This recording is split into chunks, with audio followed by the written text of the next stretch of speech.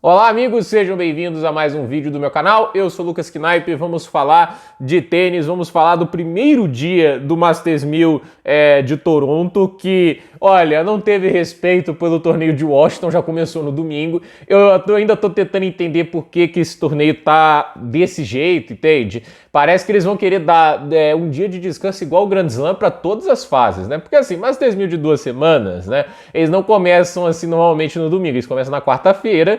E aí a gente tem aquela primeira rodada em que os cabeças de chave jogam, e aí os cabeças de chave começam a jogar sexta, sábado, então assim, tem um calendário mais bem feitinho ali, e quando chega naquelas fases, por exemplo, oitavas, quartas, semis, normalmente os jogos não acontecem sem dia de descanso, eles querem mudar isso em Toronto, que eu não gosto da ideia, mas fazer o quê? E assim, vamos ver o que vai ser desse torneio, mas eu acho até uma sacanagem com os jogadores que estavam em Washington. Por exemplo, Fokina vai ter quanto tempo para se recuperar? Ele vai ter até quarta, né? Tipo, porque pode ser que o jogo dele seja amanhã, inclusive, terça-feira.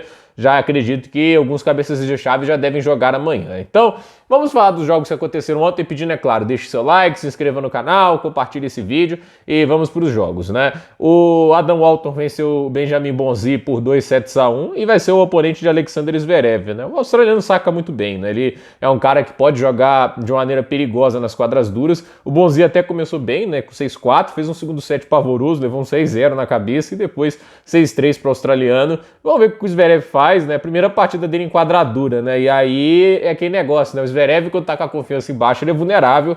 Vamos ver como ele começa. Tem tenista que já começa bem, né? Mas não sei se vai ser o caso do Alexander Zverev, né? A gente teve o Reilly Opelka vencendo o Sebastian Hoffner 7-6, 7-5. E olha que nem foi a melhor performance de saque do Opelka, porque apesar dos 19 aces, que são um número muito alto para 2 sets, ele teve 10 duplas faltas, tá fugindo muito das trocas no segundo saque.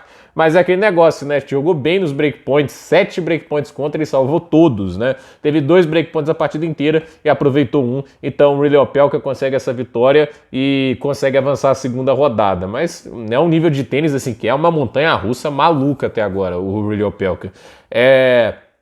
O Leonard Thiem venceu o Cameron Smith por 2-0, 6-4, 7-5. Boa vitória para o jovem tenista americano, que, pelo visto, voltando às quadras duras, está começando a conseguir bons resultados de novo, né? E não teve lá uma passagem legal no saibro, o tênis dele pro saibro hoje, com uma bola que não gera muita velocidade, muito peso, realmente não encaixa, não orna nem um pouco. Na grama também não conseguiu brilhar muito, mas na quadradura eu acredito que hoje ele joga melhor e, a meu ver, assim, já vem conseguindo alguns resultados bem interessantes. Ainda tem muito que aprender, aquele atropelo que ele levou do Fokina é um sinal disso, mas de qualquer jeito é o Leonard Thiem conseguindo vitórias e bons pontos para o ranking.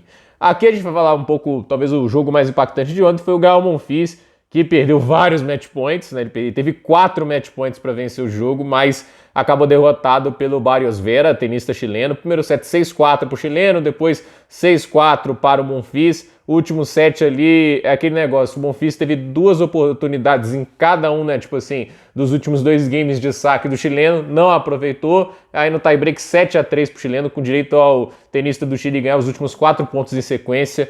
O Monfils não vem jogando tão bem quanto antes, principalmente na questão de saque, né? Esse teve 7 aces, né? E ele teve 15 duplas faltas. 15 duplas faltas é muita coisa, né?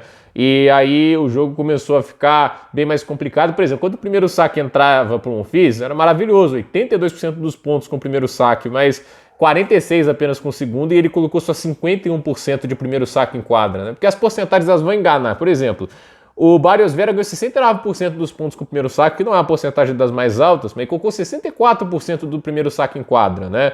E aí ele conseguiu compensar muito isso. Então o Monfils, assim, eu gosto demais dele. Ele já confirmou que é a última vez dele em Toronto, não talvez do Masters do Canadá, porque assim, ano que vem volta para Montreal, é sempre assim, fica trocando os anos.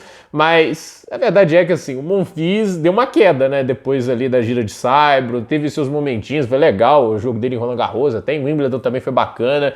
Mas a verdade seja dita, né? Ele já está aproximando dos 39 anos e o jogo dele é físico, né? Não é um jogo que é feito só na base da técnica. Ele tem de sobra. Ele é um tenista habilidoso, tecnicamente muito acima da média, mas a questão é, a grande virtude do Monfils era a capacidade dele de prolongar pontos, a fisicalidade. É um jogador que muito rápido, percorria a quadra super bem. No auge era o tenista mais rápido do tênis, mas Hoje é aquele negócio, você vê que ele fica compensando com corridas para diagonal, para trás, né? Diagonal, quando eu digo assim, em vez de correr para o lado, ele corre para o lado, mas também para trás para ganhar espaço e tempo, né? E aí ele tem que usar muita força para colocar a bola do outro lado, ele faz isso super bem, é muito impressionante, mas tá ficando cada vez mais difícil sustentar isso, porque ele aumenta também a distância de quadra que ele tem que percorrer. Então, complicado, mas é um início de quadras duras mais lento para o Monfils. Até a comparação ano passado, quando ele venceu o Alcaraz, o saque dele não teve tantas duplas soltas e muito mais aces, né?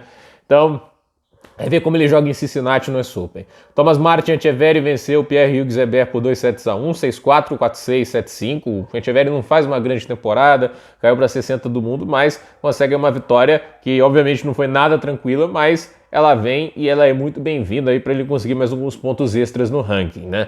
Giovanni Mepiche Perricá venceu o Mochizuki com enorme tranquilidade, 6-4, 6-2. É até curioso ver um jogo que o Perricá consegue produzir tanto nos pontos de devolução, né? E ele só fez 6 aces no jogo todo, o que também chama atenção, não é muito comum ver tão poucos aces por parte do Giovanni Mepiche Perricá, mas foi o suficiente também e foi pouco ameaçado em seu saque pelo tenista japonês. O Ficovich, tenista argentino, venceu o Jacob Furling por 2-0. O argentino veio do quali 6-2, 6-3, né? Impressionante essa vitória, não esperava uma atuação dessas. O Roman Safilin venceu o Blanchet por 2-1, 4-6, 6-2, 7-6. Safilin é uma montanha russa, né? Tem horas que joga um tênis magnífico, tem horas que joga um tênis muito vulnerável. Hoje foi o dia que ele... Ontem, na verdade, foi um dia que ele oscilou entre ambos, mas conseguiu essa vitória contra o tenista francês. E vamos ver o que ele vai fazer contra o Casper Ruud, né? O Arsenault, que é um tenista canadense de apenas 18 anos, conseguiu ali um convite para o torneio e venceu o Valentin Roya por 2-0, 6-3, 7-6. Ele vai ser o oponente do atual campeão Alexei Popyrin. Vamos ver aí, né? Tipo, se o Popyrin perde logo para um cara que é 653 do mundo no torneio que ele defende o maior título de sua carreira, acho que é para dar uma pausinha, né? Porque já não está vivendo um grande momento de tênis, o australiano. Emiliano Navas venceu os Izubergs por 2-0, 6-1, 7-6. Os Izubergs dá uma queda legal também, né? Tipo, já não tá jogando tão bem. E foi uma vitória bem convincente do tênis americano que vem de alguns torneios bem legais, algumas performances muito boas. Vasek Pospisil fez sua última partida em simples nesse torneio, perdeu aí 6-2, 3-6, 6-3 para o Facundo Bagnis. Acho que o Pospisil, se não me engano, a melhor campanha dele que eu me lembro foram as quartas de final em Wimbledon, né? Foi até uma grande campanha dele, acho que ele caiu pro Andy Murray na época, mas assim, o Pospisil... Posso estar até inflando, não sei se foi quartas de final ou oitavas, né? Ele foi muito bem um ano em Wimbledon, foi um tenista de qualidade, mas principalmente se destacando nas duplas, né? No simples, ele ficou ali muito por 40, 50 do mundo, nunca foi muito além, né?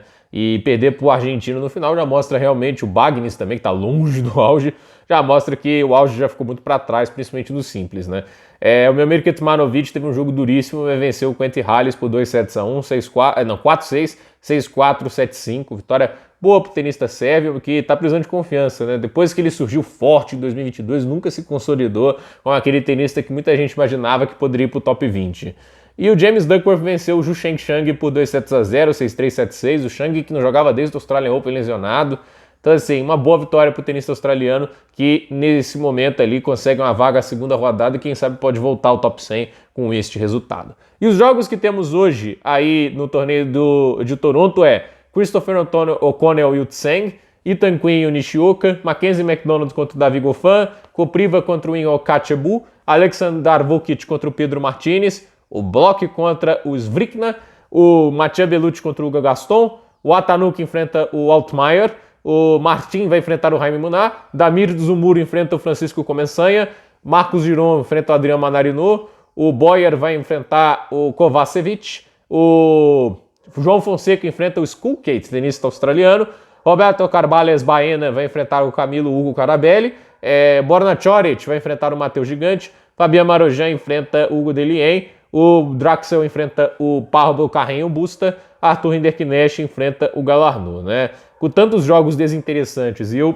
possivelmente dando um pouquinho mais atenção a alguns nomes como o Goffin, né, o João Fonseca, talvez tenha live hoje à noite, né? Porque, sinceramente, nenhum grande jogo e a gente foca as atenções aí pro João Fonseca. Pode ser que haja partidas incríveis aí no meio, né? Mas essas primeiras rodadas desses Masters 1000 de 2 semanas, vou te falar, né? Tipo, é zero interesse, porque no Grand Slam os cabeças já jogam na primeira rodada diferente, né? Aí 32 tenistas, os principais, já pulam a primeira rodada, isso torna o torneio bem desinteressante nas primeiras rodadas, são poucos jogos que realmente chamam a atenção.